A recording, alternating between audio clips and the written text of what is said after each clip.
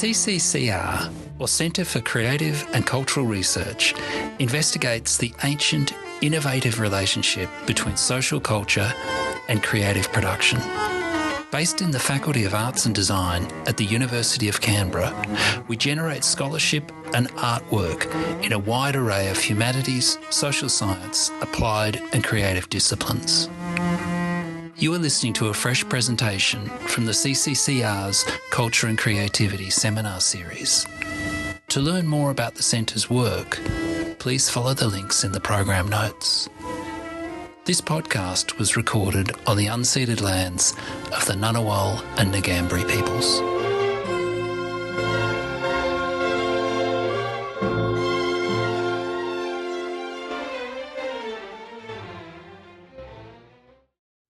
Hi everybody, so my name is Paul McGee. I'm the Director of the Centre for Creative and Cultural Research here in the Faculty of Arts and Design. I want to start by acknowledging that we are on the unceded lands of the Ngunnawal and Ngambri people, and also to pay my respects to all First Nations people who are present today. So today I'm introducing Dr. Emma Phillips. Emma is a photographer, researcher, and lecturer in visual communication. Her work focuses on the way that image making might be informed by classist, sexist, and gendered assumptions, and uses photographic methodologies which foreground the representational experiences of women and non-binary people.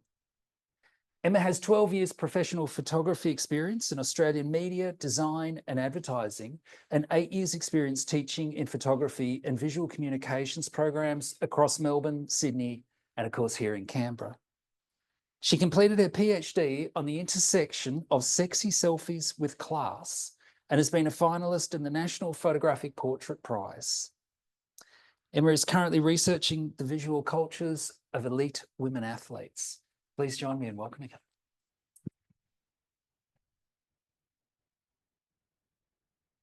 Thanks, Paul, and thanks so much, everyone, for coming. I say that genuinely, but also kind of with fear, because I know many of you, and I find this quite a terrifying process to stand in front of my peers and do this. Sam's shaking his head. I thank you. I wish you were all strangers. It's because I care about you all, you see. All right. So today, obviously, I'm going to talk about sexy selfies, feminism, moral panics, and how aesthetics are classed, and how photography as a research method can help us unpack a bit of this stuff. I'm going to talk about Kim Kardashian also quite a lot. This work comes out of my doctoral studies where I collaborated with women who take sexy selfies to produce new photographs of them with them. These co-created images were then used to compare and contrast with their own images to facilitate conversations on the often gendered and classed discourses which accompany selfies, and particularly sexy selfies, but more on that later. The April 2014 issue of Vogue magazine sent many popular media commentators, celebrities, and regular consumers into a spin for its depiction of famous selfie taker Kim Kardashian and her husband Kanye West on its cover. I feel like we should ban Kanye from all forms of public discourse right now, but anyway. Despite above average sales, a backlash ensued which decried the decision to promote the couple in this way. Suggestions abounded that Kardashian and West might not be Vogue worthy. And social media lit up with comments such as, "Disgusting, these two are the epitome of vulgarity. You, Vogue, will never recover from this low." Celebrities like Sarah Michelle Gellar got in on the act, declaring that they'd never buy the magazine again. Much of the animosity at the inclusion of Kimmy on the cover stemmed from a desire by critics to protect a magazine seen as much too rarefied and civilized a precinct to welcome a multi-platinum musician and his reality star fiancé. This rarefied space had, according to dissenters, been compromised by trashy interlopers pretending, as British scholar Beverly Skeggs would suggest, to be respectably middle class. Therefore, they weren't deserving of their space on Vogue's cover. The issue is one of transgression and unspoken rules about who gets to access these kinds of culturally valuable domains. In reference to her decision to place Kardashian and West on the cover of Vogue, Editor-in-Chief Anna Wintour acknowledged this breach of a culturally sanctioned boundary when she noted that there is always a time when you know you have to break the rules. When pressed further to justify her decision, Wintour said, "I think if we just remain deeply tasteful and just put deeply tasteful people on the cover, it would be a rather boring magazine." Kardashian and West, according to Wintour, are clearly not deeply tasteful. And in identifying this, Wintour brings rich insight into what troubled so many about their presence on Vogue's cover. Why is Kimmy's so-called tastelessness so problematic? And why did Kardashian receive more criticism than her husband? One particularly important element of Kardashian's persona is the extensive work she's done visualizing herself and managing her brand through her selfies. She's the selfie queen, and she's even published a photographic book of her own selfies. When this expert in self-representation was photographed by a professional photographer in a space that's marked as high culture, it led to visceral reactions, raising important issues about class, aesthetics, femininity, isn't it tough? And the place of self-photography, selfies, in relation to these discourses. Kardashian has been called vulgar and tasteless in a variety of contexts. Vogue could not simply place one of Kim's photographs on the front cover. Instead, she had to be made over, dressed and photographed in a way that better suits the aesthetic codes of a high culture magazine. The concept of taste functions in these culturally significant spaces as a way to mark class boundaries, even if this is not acknowledged in the kinds of discourses I just mentioned. Responses of disgust, such as those directed at Kardashian, support this function and are performed in the interests of gatekeeping such spaces from those whose tastes do not align with the dominant group. This is to maintain, as it were, a set of values and aesthetics that would otherwise be compromised by the so-called interloper. Just as the arbitrary Victorian-era designation of proper table manners functioned to protect middle and upper class arenas from working class impropriety, arbitrary designations of tastefulness in feminine presentations now serve the same purpose. Kardashian, in particular, has been consistently marked with class language like vulgar, trashy, hashtag Kardash trash is something you see around the socials, and tasteless, and much of this relates to her refusal to conform to middle-class standards of proper, demure femininity and polite sexual decorum, standards which have, incidentally, lingered since Victorian times. Instead, she's chosen to display her body publicly in ways that are sexually overt, often through sexy selfies, and challenge the norms of middle-class properness and respectability. As Skeggs argues, the concept of femininity is classed and has been constructed as docile and fragile in opposition to working class and Black bodies, which are defined as robust, masculine, and contagious. Such bodies in a sexual context come to be regarded as excessive and in need of correcting, a phenomenon which can be seen, for example, on multiple reality makeup television programs that seek to improve working class women to normative standards, and also in the responses to Kardashian's Vogue cover. Now, this is not to suggest that Kim Kardashian is working class, and the term, of course, is problematic in all contemporary contexts at the moment, but that her cultural positioning provides a kind of bellwether for understanding aesthetic hierarchies and gaining insight into how middle-class cultural fields are demarcated, especially those concerned with representations of the female body. This intersects with mainstream middle-class feminism as it positions Kardashian's self-representational choices as antithetical to certain feminist ideals. Where feminism seeks freedom for women from socially constructed and damaging beauty norms, it views Kardashian as a promoter of them. And where feminism seeks to dismantle the objectifying presence of the vernacular male gaze, it sees Kardashian as self-objectifying for that gaze.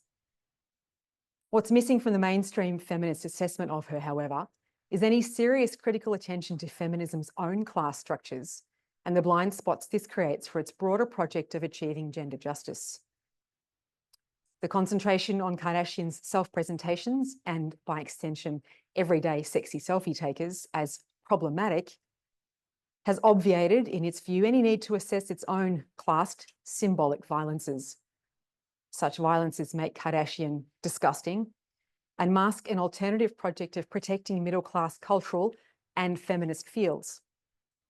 Women who present this way are not performing the right or appropriate type of femininity, and should therefore expect to have their bodies and their dress regulated by arbiters of so-called good taste.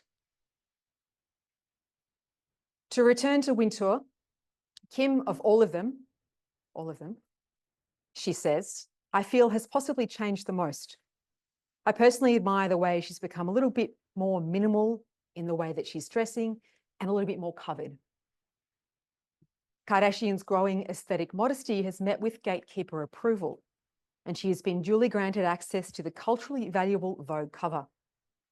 Wintour's approval of Kardashian's choice to change is symptomatic of what Skeggs would refer to as the great class project and pressure, of the great project and pressure of becoming middle class. Can mainstream feminism critically take account of this? Can it address how it wants women to present, not just how it doesn't want them to present? Should there be limits placed on women's sexy self-representations? If so, what might they be? Though sexy imagery is certainly not new, sexy selfies are a relatively new phenomenon which have, amongst other things, fed into the so-called sexualization debates. These debates have been going for around 15 years and look a little bit like this.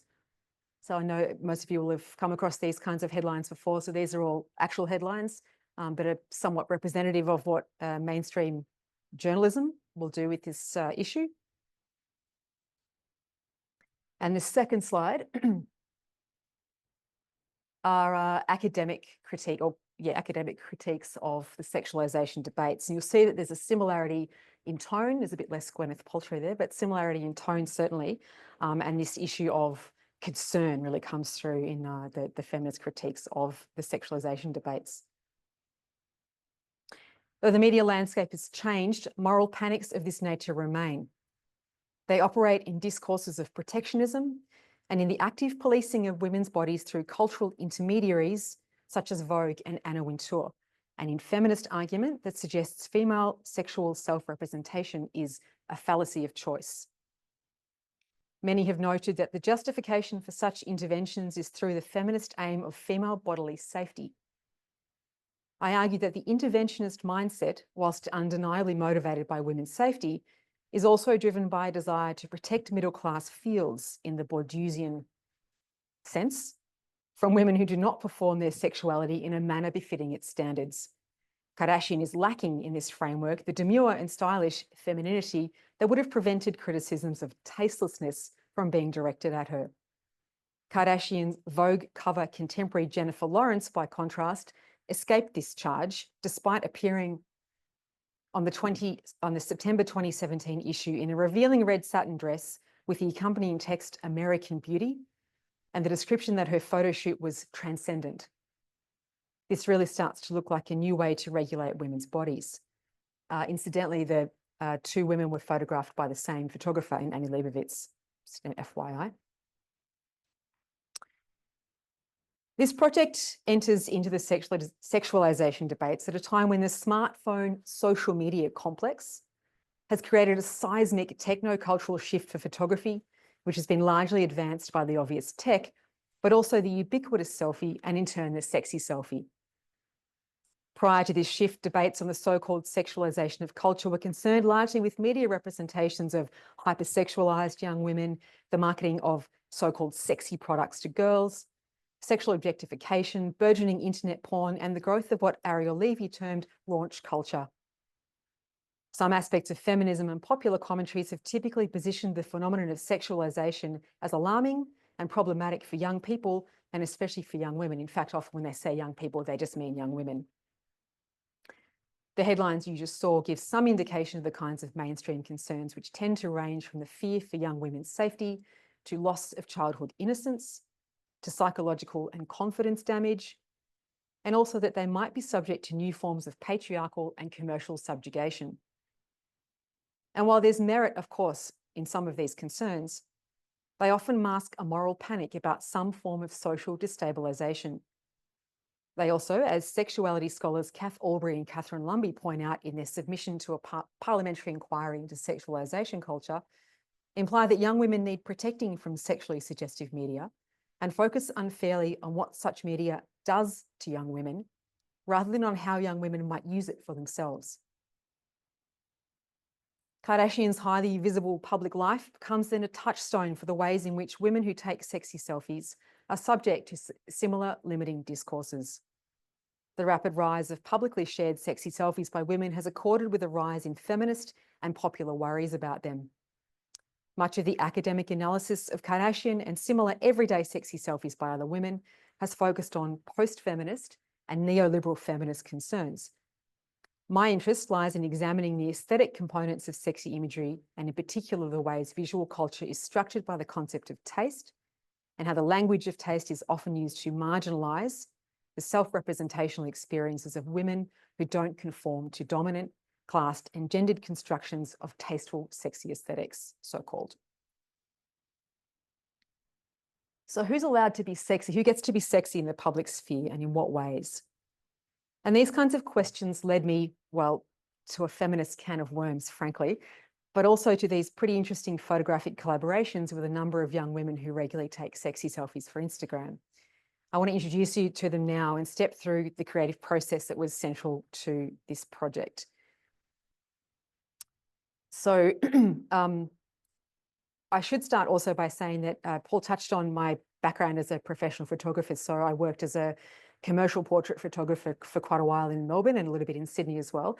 And I had my clients ranged from sort of advertising to design clients and editorial. So I made the odd move into academia and wanted to use that kind of skill here. So that's, I'm hoping, is apparent in the conversations with, well, it was apparent with these women, and formed the basis of a compare and contrast method where we got to talk about professionalized sexy aesthetics next to amateur sexy aesthetics and why that matters. So just quickly, there were 10 women I worked with. There were 6 that shot with me, that we collaborated on photo shoots together. It was during COVID as well, so it was a few less than I would have liked, but there were 6. And they were quite extensive projects too. So from the top left, it's Chris in the first 2. It's Blair on the 3rd one. You've got Mel top right, Simone at the left, the 2 at the left. That's Michelle, and I'm having a giggle because I'm not showing her face. Obviously, her Instagram feed when I first encountered her didn't have her face in any of her images. And it was only when we started shooting together that she came to a point of wanting to be photographed with her face visible whilst in revealing clothing, and now actually has an Instagram feed where her face is visible, but that was an appropriate image for her at the time. And this is Beck in the bottom right-hand corner. So all consent, of course, given for these images to be shown. And this is just a very quick overview of some of the images that we co-created. I'll show you a few more in a moment, but just to give you a sense of the project. So the method was, I didn't know any of these women, and I approached them on Instagram after I'd found their feed, and it seemed like a good choice. And somebody might have a question for me on that later on. And suggested to them that they just sent them a message and suggested that they might like to be engaged in a professional photo shoot that they could direct, and kind of treat me as if they'd commissioned me to do a shoot for them. So I got these women who generously offered me, their time, and the first thing we did was meet to have an informal chat, a semi-structured interview, I suppose, where I really kind of got them to talk to me about who they are and what they would like to be, if you like. By that I mean a sort of an aspirational self. So the first part of it was to write down 5 or 6 words to describe who they think they are, how they see themselves, and then another 5 or 6 words to describe their aspirational self. I suppose realistically that kind of idea of an aspirational self is very much embedded in, commercial professional photography, and it gave us a chance to lift off in terms of what we might design for a photo shoot.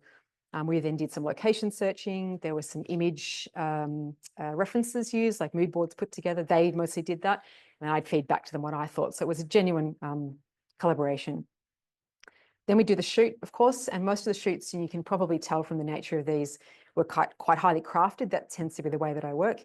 And each one of them took, maybe 4 to 5 hours, sometimes in a studio, sometimes on a location at a location we'd found, and often with hair and makeup artists, perhaps a wardrobe stylist, occasionally a wig artist was involved. Second from the left bottom, there's a wig involved there.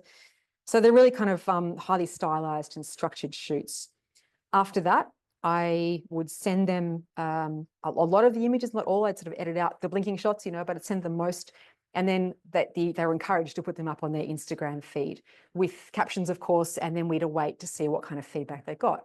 Everyone put images up except one. So Beck, who's the middle of the top there, she chose not to, but everybody else did post a number of images.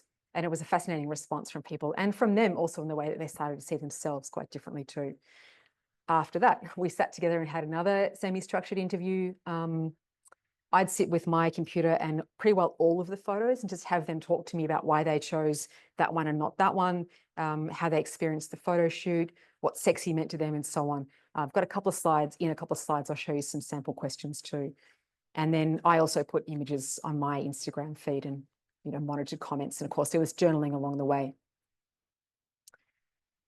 What emerged were with these images, what emerged were these kinds of images and an interesting picture of some of the stuff that I described earlier, and a bunch of things I wasn't expecting to, of course. Class and gender judgments were present in many of the conversations we had, and really without me prompting, they weren't leading questions.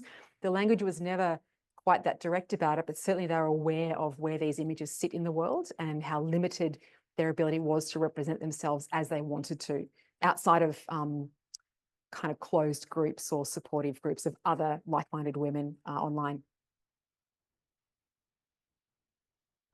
This is just a quick sample of some of the questions. Obviously, there were a bunch more than this, but just to give you a little bit of an overview of the questions that I asked. I'll let you sit with that for a second.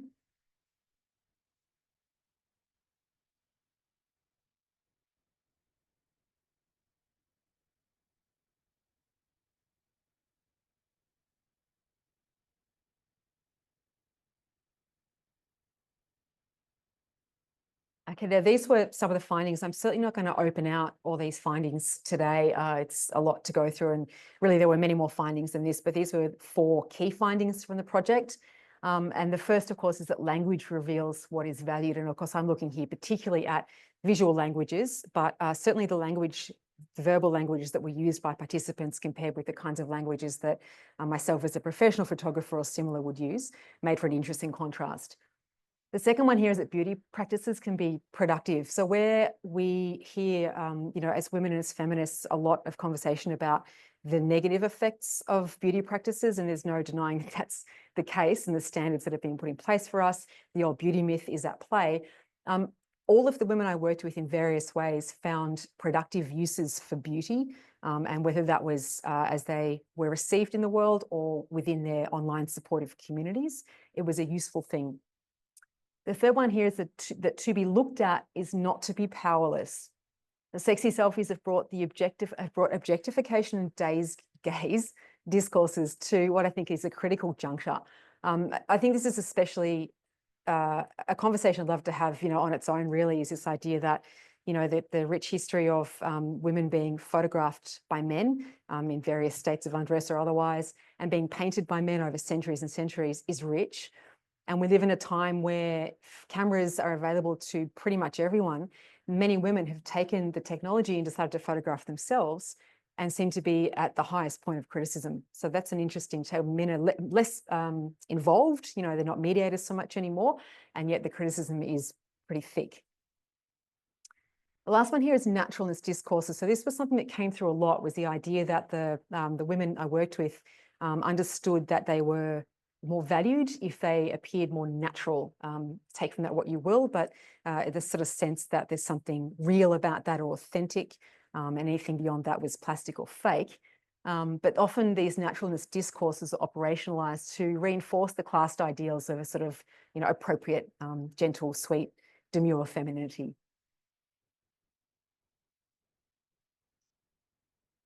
I'm just going to show a small handful of images here of each of the images you'll see are the co-creations of almost each of the participants. This is Michelle, and just a quote from some of them as well.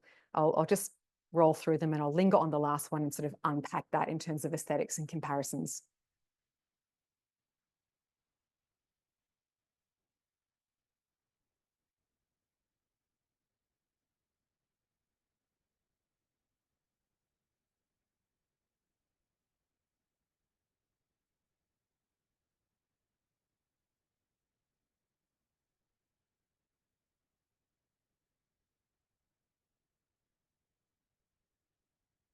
All right, I'll use this last image here of Simone, who was the first woman to work with me, and some others. I'll show you Simone in a moment. to talk about the comparison between my professionalized aesthetics and the amateur everyday aesthetics in the selfies of women I worked with and why it matters. So I bring to these images, obviously, my professional, academic, and inevitably middle-class aesthetic language. The visual style in the co-creations sit readily in an art or commercial photography canon. I'm interested in capturing a sexiness in Simone, and I want to do this with a visual language that's more coded or less direct than her own images. That is, that the image's semiotic components are suggestive rather than explicit, and they utilize visual tropes that are less immediately accessible than Simone's images. My time at art school taught me that the more densely coded that art is, the more highly prized it would be in the art world. Critique sessions taught students that if a work wasn't easily understood, it surely had an intellectual rigor to be applauded. Students were encouraged to obfuscate meaning in their work and deny the audience any easy interpretations. Academic staff spoke of sophistication, complexity, conceptuality, and suggestion in their expectations of what artworks should contain. Though the term coded was never used, it's implicitly contained in the vague nature of this language and reveals what Laura Kipnis refers to as an aesthetic judgment masquerading as knowledge. Imbued in this language too is a distance from the everyday and its obvious class connotations. Excuse me. I could never embrace such an exclusionary, ascetic, and arbitrary model of art appreciation. Yet I am conscious to encode these photographic collaborations with at least some of the signifiers which appeal to this aesthetic field, as an extension of my tastes and in the interests of my own cultural currency. Further shots of Simone, all of these co-creations with her.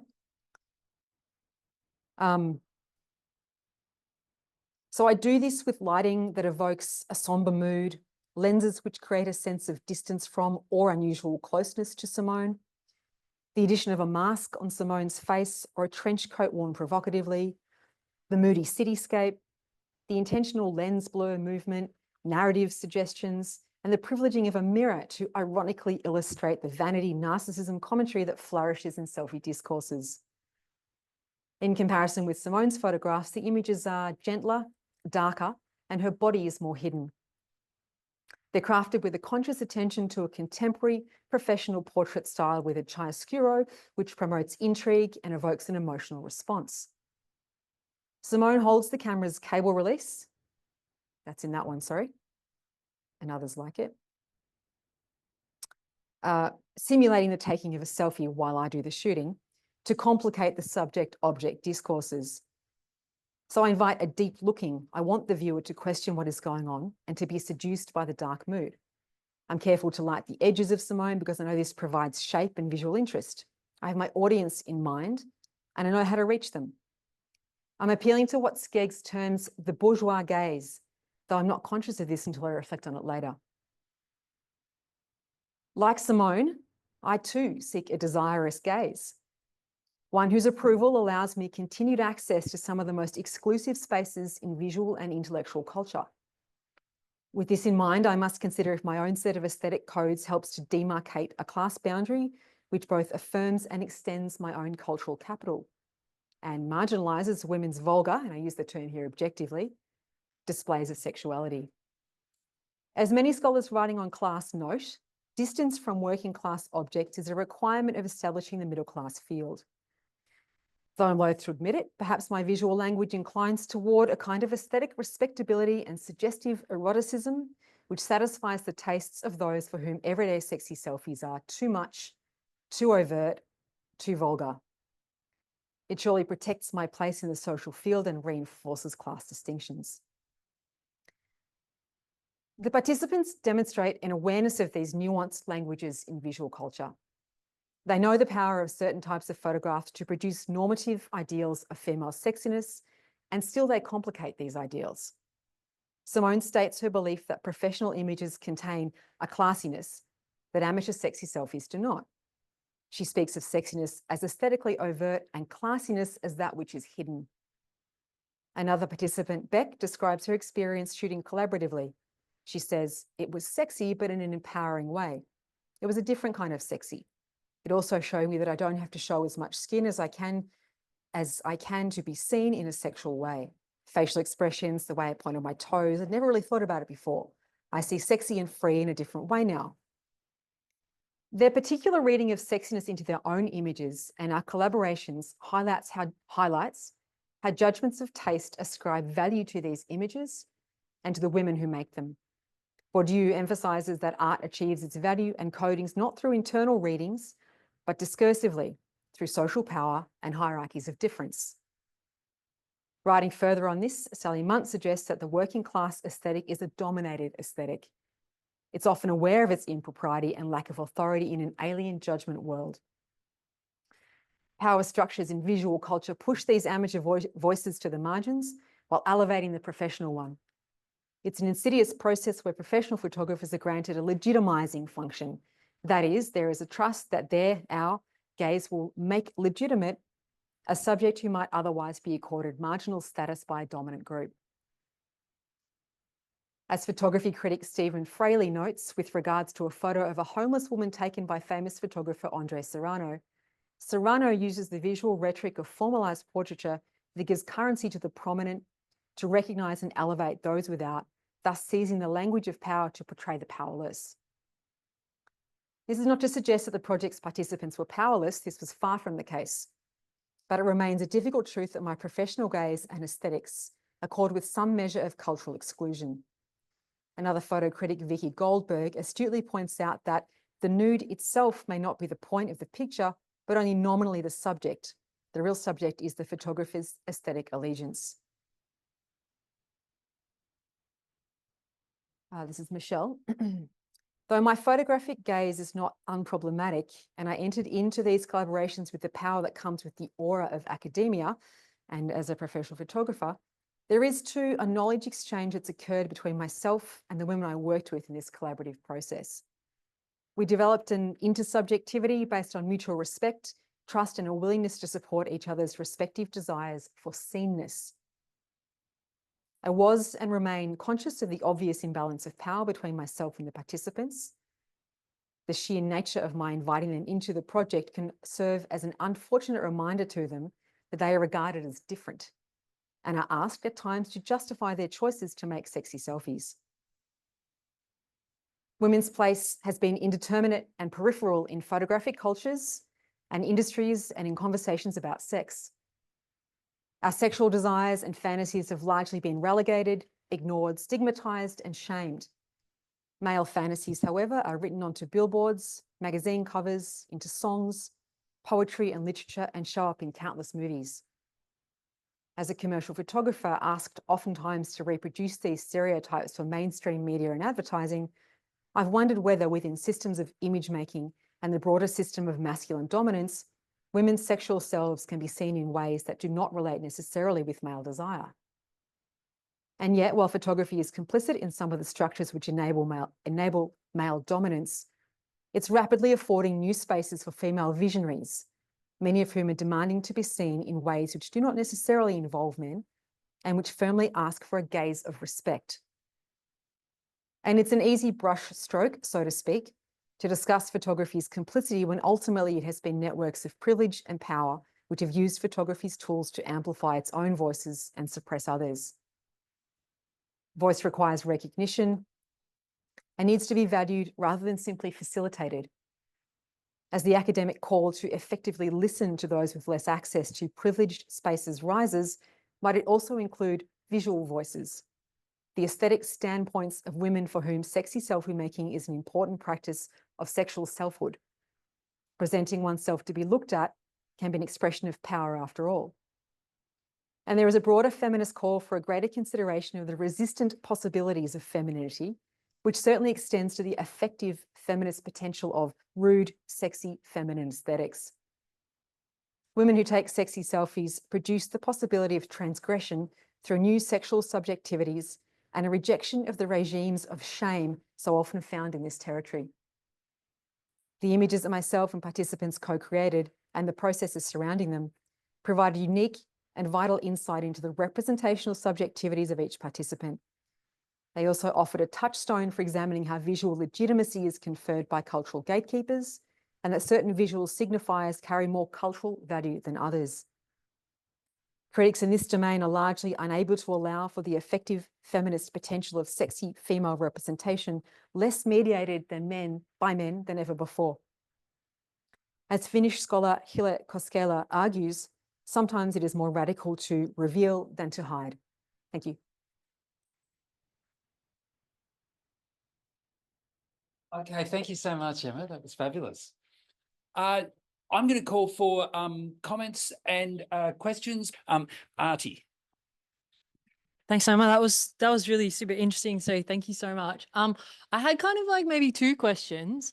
I guess one was more emerged at the start with the stuff around the Kardashians, and I kind of wondered partially, and maybe this relates to some of the stuff around class and taste, the role of whiteness in that, because I think the fact that she's even gotten on the cover might mark a shift in her aesthetics away from essentially stealing a certain kind of aesthetics from the Black community, Black culture, which she's been heavily critiqued for, to her more recent aesthetic shift to, I would say, more whiteness-based aesthetics. So I was just wondering if you could, think of, like, I mean, I thought I wouldn't want to assume the kind of cultural backgrounds of the people that you were working with, but I think it's interesting to think about whiteness. Obviously, there's these ideas of like white trash as well, and trashiness. The proximity of the word white to the word trash also has its own kind of meaning. So I'm kind of interested in that as well. But my other question was actually, I had my class yesterday, we were talking about the gays and the male gaze, and we were reading Bell Hooks' Oppositional Gaze, and I was talking to the students about their use of Instagram and stuff like that, and a lot of the students were saying, oh, you know, all my female students were saying, oh, I go through, I look at all my friends' photos, and I'm like, oh, you're so hot, girl, like you look great, like all these women like going through kind of commenting. So I'm kind of wondering a bit more about who the Instagram audiences of these women are.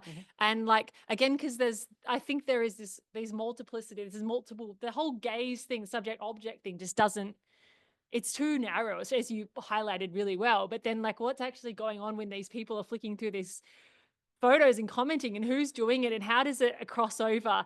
And one of the male students was saying like, oh, he's not sure if he should comment on photos like, oh, so sexy, or if it's always going to be assumed that he's interested in that woman. And then they had this really interesting discussion about their own practices, I guess, commenting on people's images on Instagram. Yeah. So I was kind of keen to hear more about that. Adi, thank you for all that. As you were talking and reflecting and asking me things, my mind's just gone in like a dozen different directions about an answer. And I feel like I've got to like spin the wheel and see where I land on what my answer's going to be. Maybe I'll work backwards. The gaze stuff is, you know, that became a point in my PhD where I really stumbled, in the sense that, as you correctly point out, there are so many, reflections and critiques of shifts in the gaze. I've recently been reflecting on the original work by Laura Mulvey, where she termed that, male gaze and women as looked at and men as the looker, as in fact to, flattening of, it's very binary anyway, but also to flattening of the two genders she refers to, and perhaps does men a disservice in many ways as well, straight men a disservice. I also think we need to start saying straight male gaze, because that's what it means, right? Yeah. But there was something about the women that I worked with having a real sense of the gaze of each other, I suppose, without them saying that. And my personal response to that is that wasn't problematic necessarily. In fact, that there were these really quite unique and deeply supportive communities that were forming on Instagram through social media that would, relate to real life as well, though it doesn't have to, that, come from that gaze and from a particular shared aesthetic that allowed that gaze and that form of sexuality to be, or, sexualness or something, to have a life, I suppose, where they might experience people outside of those communities or in the so-called real world judging them. And they had a lot, like some of them had boyfriends that had real problems with them and so forth. So that probably doesn't really answer that question about the gaze very well, but it's a reflection on. And then your first question about whiteness and Kardashian, I think that it's really interesting. There's kind of two arms that I think. First is, you're right about the shift that Kardashian's made, I think, and Anna Wintour kind of picks it up, right? That she's becoming more, or has become more clothed, if you like, more covered. and they're therefore more respectable by the codes of those kinds of aesthetics. And I think more white in a sense, like no one says it in quite so blunt a term, but that's what it is, and putting herself on the cover of Vogue and so on. And it is back to those ideals of femininity that are not just demure and, polite, a sort of sexual decorum about it, but also white, definitely. So that I'm not going to speak to it too much because I didn't deal with race in my PhD. But you're also correct to pick up on the white trashy thing that exists. And that's kind of where I wanted to go with the PhD and these women. So it's sort of like two aspects of it, isn't it? Where there's the respectable whiteness, but something else as well. As I'm talking and thinking, well, all of that really points to the fact that it's white people that are dominating the discourse on it then. Yeah. Thanks. Gary. Thanks, Emma. That was great. I also have a art school photography background, and so your comments about critique brought me out in a rash. Yeah. So true. So many things interested me about that. My question might be a little off left of centre. I was struck by a couple of things. I think you said that only one of your collaborators chose to put one of your images. They all chose to put images that we worked on together, except one. Oh, except one. Okay. Because I was thinking about the comparison, because yours, have this beautiful lyric quality. There's a very sophisticated aesthetic and narrative. And so I was wondering about, the comparison on that same platform. But I also couldn't help thinking, as I was listening to you and looking at those images, of the parodies that Celeste Barber does. Yeah. And how that kind of factors into the whole feminist argument. Yeah, great. No, thank you for the question. Just before I talk about Celeste, I'll say that I probably should have said it in the presentation, but Beck was the woman who didn't choose to put any images up. And the reason she gave me was, because I gently asked her, the reason she gave me was that she felt, it sort of took her a while to spit it out, but she felt that she was going to be judged by her peers for being like too above herself, like she'd gone above her station. Yeah, which is another class dialogue in itself. And I was like, wow, I never actually had thought of that. So that was really interesting. She also, there's so many chapters in this particular project, but she also had suffered from terrible anorexia when she was a teenager, mid-teens, hospitalized level of anorexia, and got to sort of 18, 19, recovered her health well enough that she started to take photos of herself in this sexy attire. And she has an uncle or something who has an apartment in Melbourne who's never there, and she sleeps there a lot. So she'd use this space to take photos of herself as a way to become on terms with her body again and find a pride and a power in her body. So all these kind of stories, I think, that just don't get heard, or we assume that she's just going for a particular male gaze or something, but there's actually a real power in what she was doing. I've forgotten, I'm so sorry. Celeste Barber. Celeste Barber. So Celeste kind of hit her stride, I think, at some point, maybe in the middle of my PhD. I had a lot of friends going like, oh, have you seen this? And of course, it's hard not to love Celeste Barber, right? Yeah. I get a good laugh. And I was for a while a bit torn, because I think she is, she's taking the piss out of these women, and she's kind of shaming them at the same time. So this is one of the key areas of my work that I'm hoping we can look at, is the amount of shaming that women get for the choices they make around bodily display. And at the same time, some of the women she's, parodied, it's just so confected and so shallow. It's hard not to, it's a real bind. I find that tough, and I'm glad you raised her. Anybody else with thoughts on Celeste, please jump in. Riley. Okay, I have two, if that's okay. My first was, I was wondering your thoughts about like how, because all of this is, the people that you engage with, have their Instagram pages and stuff. And I wonder what your thoughts are about how like that sort of increase in, the way that like the average person objectifies themselves through like engaging on the internet, how that like coexists with like even the story that you mentioned about sort of reclaiming some self-love and overcoming shame and things like that, when like there's this weird sort of space of like posting and having that picture be seen in a way that is sort of flattening to the person themselves, because it's, as everything, it's just a complete complex mess. And then the other one I was hoping to get your thoughts on is how, because you're talking about the difference between doing having these like professional, maybe these other people's shoes are more professional, but like their framing is kind of amateur. How like the role of like just artistic skill, like how that intersects with some of these concerns that you've raised and identified around, class and power and privilege. Because when you were talking about some of the like framings that you considered when you were doing these shoots, I do creative writing, and so I was thinking about that sort of difference between someone who is not, does not know, Not trained. like, who doesn't, it's like that difference. Like you can, once you know how to use the rules, then you can chuck them out because you know what you're doing, right? And how much of that plays a role into like some of the choices you make, the artistic choices you make versus like upholding, certain ideas around beauty, which, because I'm sure there is like, a coexist as well. Sorry. Yeah. Complicated. Thank you. I think that's a really great question. And it's something I gave a lot of thought to and don't have any clear answers on. But another of the points that was quite a difficulty for me was coming to this idea that, I'm a trained professional and I obviously have pride in my skill and my abilities. I still do as I speak to you now. And realizing that with that training I've got, I also get, a privilege from understanding the rules, the codes, the aesthetics, which allow me access to, some of the best, the sort of top, if you like, Australian media and so forth, which, is an incredible privilege, right?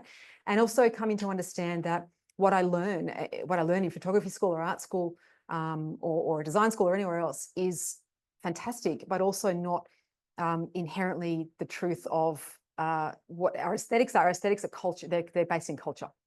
That's the point. And whether that culture is, ethnically based, whether it's class based or age based or anything else, cultures come in all forms, right? Yeah, and it's that bit that I think we miss. There's some sense, I think, in a lot of our, especially fine art spaces, where there's a real sense that there's an inherent truth to the richness or beauty in the artworks, whether they're sexy artworks or otherwise, which I really challenge, because I think that's just a learned standard we've put in place, and they get utilised often. And it's not the only way they get utilised, but they do get utilised often to demarcate class lines, so we know who doesn't belong. And I have your first question. I'm sorry, I didn't know there was a first question. I didn't quite get it. Oh, like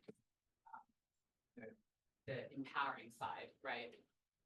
Yeah, it's a good one. And firstly, I think you mentioned the words self-objectification, which I personally think you can't do to yourself, because I think somebody else always objectifies you. And also notably that the word objectification in and of itself has come to be shorthand for the sexual objectification of women, when actually we could use, we objectify in many other ways that have nothing to do with sex or women. So firstly, a challenge on the way we use that language. And then the women I worked with would never, I think, have seen themselves as self-objectifying, or it's quite a harmful thing to be objectified by somebody else. So to do it to self was, I don't think, in their thinking at all. Yeah.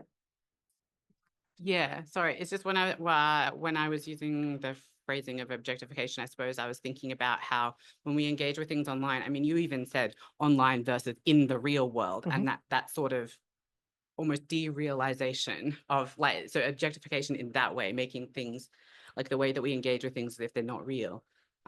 Just wanted to clarify. That's what I'm not totally sure where to go with that. I suppose there's something around the online space that allows the realization of these, sexual subjective selves, which maybe doesn't exist so easily in the so-called real world. I mean, online is the real world too. We've got to change this language as well, I think. But that may be the case. Like I lament, as many of us do, the death of Tumblr, because Tumblr was such a fabulous space. We laugh at Tumblr, right? But it was such a fantastic space for a lot of queer kids particularly to find themselves and find each other and be recognized and seen, you know. So, and lots of sexual stuff was there, and that's why it got shut down by, you know, moral panic, American moral panic. I'm not sure I quite answered that, sorry, but I appreciate the contribution. Thank you. Alison. Emma, thank you. I'm fascinated by this. It's a wonderful talk. And it made me think of something that I experienced that really surprised me. And I just wanted to share it with you and see if it sparked anything for you. So my background has a lot of dance in it. And I've known Elizabeth Cameron-Dalman, who's one of Australia's foremost dancers for decades. And she regularly has groups of people I watch. I'm not dancing as one of these, but groups of beautiful dancers dancing their own creations at her studio in performances. And I saw this dance done by two women. It was choreographed by one of them, so she was dancing her own dance, but she'd also taught the other part to another young woman who was dancing that. And the choreography on the person who had choreographed it, I found so raw as to be quite shocking. I did struggle not to feel embarrassed, sort of shamed, whatever. Those are big words, but it was just so raw. The same movements on a different body, and these were not. It was not a sexual dance at all, particularly. It was just a contemporary dance. But the same movements on the other woman's body, I don't know. There was a separation there. That there wasn't in the moves on the person who choreographed them. And your comments about the photos that people took of themselves, the sexy selfies, and the sexy selfies they took with you reminded me of that separation. That's a fascinating story. Thank you for sharing. It's kind of, I feel like since doing this project, you know, I can't look away from those kinds of things, you know, and I realize how perhaps colonized we are by the kind of thinking that regards particular bodies as the correct bodies or appropriate bodies or more valuable bodies or more attractive bodies or whatever it is, you know. And with all of that is, of course, the old stuff around power. And that's you know, that's what gets the greatest airtime in our media, whether that's, you know, movies, film, TV, advertising, and so on, is what's going to inform how we view the correct and valuable body, you know, the most attractive body. And we all know what that is. It's white, young, smooth-skinned, Western, you know, and I think, and demure, you know, and appropriately feminine. And anything that sits outside that is a challenge to that often. And I think it really, I'm on a soapbox now, but I think it really is important from a feminist perspective that we embrace, I mean, it sounds, that's kind of, yeah, that's problematic too. Check ourselves in what we've been, how we've been fed this kind of stuff, I suppose, and allow space for all bodies. I don't know if that addresses what you said also, Alison, but fascinating story. I appreciate it. I'm curious to ask you a question, actually. Can you elaborate on the difference between those bodies? Both of them were beautiful bodies, actually. The choreographer was slightly older. I mean, she was probably late 40s. The younger dancer was probably 20s, but the older person had a really beautiful body. There was no difference in flexibility. She wasn't a larger body. None of the things that quite commonly are seen as less feminine. No, they were both beautiful dancers and beautiful bodies. Okay. There was just a rawness about her own choreography. It was like, well. Yeah. Yeah, she's, I assume from what you're saying, so contained in herself, so that her power is all here, something like that. It was more like she emanated power. Yeah, wow. Whereas the younger dancer was going through the movements very beautifully. Yeah, okay. I think that's a shock for a lot of us too, that, you know, with women with that much power, we actually don't see it that often. Yeah. One online. So Michael Chisnell, great stuff, Emma. Did your female collaborators have a general view of who should be looking at the pics, the target, a spectrum of gender or themselves? Michael, thank you. Yes, they didn't explicitly talk about it, but well, a couple did actually. One in particular was Michelle, was robustly told me that she didn't do her shoots for anybody but herself. And I heard this from a couple of women, and challenged her slightly on that, if you will. So I want to say that her voice, of course, is incredibly valuable, but she's also putting her photos up in a public space. So there has to be an audience with that, right? So I think there's something to unpack around the relationship between the shooter and audience that perhaps doesn't get opened up enough. And that can actually be quite an unproblematic thing. One of the things I often got asked during this project was, why do you think they do it? You know, because it's such an odd concept. It certainly was years ago. Why do you think they do it? And the answer I want to give is a really boring answer, and they do it for fun. They just do it for fun. So I might put my own photos up on Instagram, fun, whatever those photos are. And I'm hoping that you'll engage with them and like them just as these women did. And, you know, we do a lot of things just for fun, right? And it is quite a boring answer because we want something much richer than that. And we want the male gaze in there. And we want to talk about feminism and how bad it is and all that stuff. But actually, it's pretty simple. And I think that the fact that we sort of really get challenged by it says a lot about what we don't allow, you know, in the fun realm. But otherwise, I mentioned earlier that many of them shot, I think, for each other in support of their various online communities. And I don't know that that was an inherently or an obviously chosen thing, or that they're aware of that, is what I'm trying to say. Perhaps it was pointed out they were, but that doesn't have to be there either. They just sort of naturally or organically come to exist. But I think they get, you know, it sort of fosters more and more of it. And I would also say that there were definitely 2 or 3 participants who were quite happy to tell me that they were interested in men looking at them, you know, that they wanted to attract men and that they were totally fine with that. And they couldn't understand why anybody had a fucking problem with it. Fair enough, right? Sexual beings. Okay, thanks, Emma. That was just wonderful. Just so many different ideas and a whole coalescence of different theories. I'm interested in the word space. It's a really difficult word, but we use it really simply.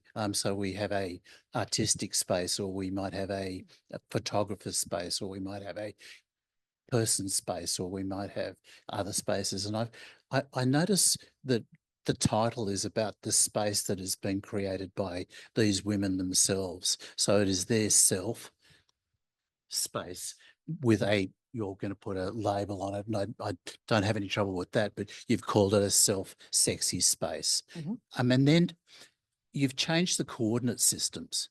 So instead of the coordinate at the central point is the individual who's created this space, you've created another space where you come in and create a coordinate system where that space is gradually seen by you of their space, and you bring that out in an art form or an academic form or an interest form, which becomes really interesting. And well, anyway, I'm just interested because you've taken their space, sort of made it your space, and where that overlap is. Oh, look, that's a fascinating question. Thank you. And I'm a bit challenged by it, if I'm honest, because what you're touching on there is probably a bit of discomfort I feel now, perhaps less then, because I was probably not as aware a couple of years back. But, you know, there's always that, not always, there's often that unfortunate thing as researchers of people that we are extracting, you know, from them. There's an extracting going on that's hard to avoid in research, and at the very least needs to be acknowledged. And I probably didn't acknowledge it very well at the time, but it certainly is a coming together of spaces, if you like. Maybe that's a nice way I like to put it for myself. I say that carefully because I don't feel like that I intruded on this space. I hope that's not the case. And there was certainly a new space brought, as you identify, that is the connection points between us and then what we created together. So that wasn't just the output, though that's obviously important, but it was the processes and the meeting and the conversations on text and phone calls and so forth as well. And it's a meeting of worlds that don't normally meet, I suppose. So, you know, I do think quite a bit about how that. And I haven't thought about it in terms of space, and I appreciate you saying that because it's got me thinking in different ways now, but how those kinds of spaces can be fostered or, you know, continued in some way, because, you know, I sort of, you know, arrive here and we're in the ivory tower again, and it's easy to talk about and keep extracting, and I'm sort of safe and comfortable, but how do we make them larger? And that real feminist praxis work of actual collaboration, you know. I don't have a clear answer. Emma, superb. That was really fascinating. Can I just ask you? You said you reached out to all the women via Instagram. How did that go? Because obviously they didn't know you, right? So you didn't know them. Yeah. It was just a case of, hey, I think you're cool. It was just a slow. Yeah. So I Hey, guess you're the question is about you're gonna rapport and make me- trust. Yeah, Sorry. yeah. No, go. You're going to make me be honest about something I didn't want to have to address, but here we are.